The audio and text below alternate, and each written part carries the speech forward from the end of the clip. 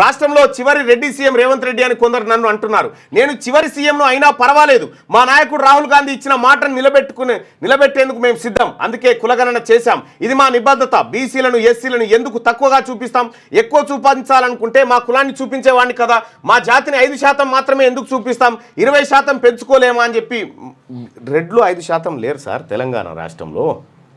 వాళ్ళు ఎందుకున్నారు 5%? 5% చూపిస్తా. అక్కడనే వచ్చింది అసలు లెక్క. పంచాయతీ లేరు, అంతమంది లేనే లేరు.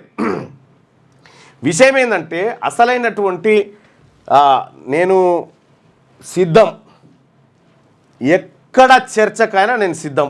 నా నెంబర్, నా ఆఫీస్ అయితే మీ అందరికి తెలుసు. ఎవరన్నా ఈ కులగణన ఒక్కటే చెప్తున్నా సింపుల్గా,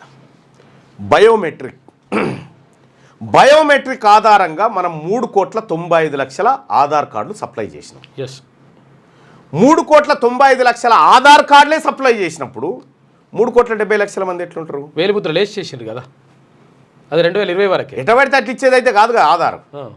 ఒక్కొక్క 4 నెంబర్ ఆధార్ కార్డు లేనటువంటి జనాలు అనేక మంది ఉన్నారు. 2020 వరకే ఇప్పుడు అది. విషయం ఏంటంటే బీసీలకు సంబంధించినటువంటి లెక్క తగ్గింది. అయినప్పటికీ కాంగ్రెస్ పార్టీ ఇచ్చినటువంటి 42% రిజర్వేషన్ ఏదైతే ఉందో ఆ మాట కట్టుబడుతూ మీరు ముందుకెళ్తున్నారు కాబట్టి బీసీ సమాజం అంతా ఇలా అంతో ఇంతో ఆశగా చూస్తూ ఉంది. ఇది సత్యం. రైట్.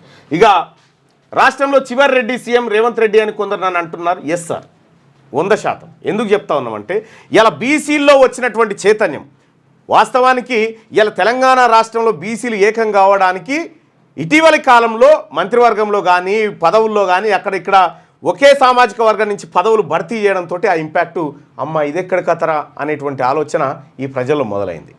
సో తద్వారానే జరిగింది ఇదంతా.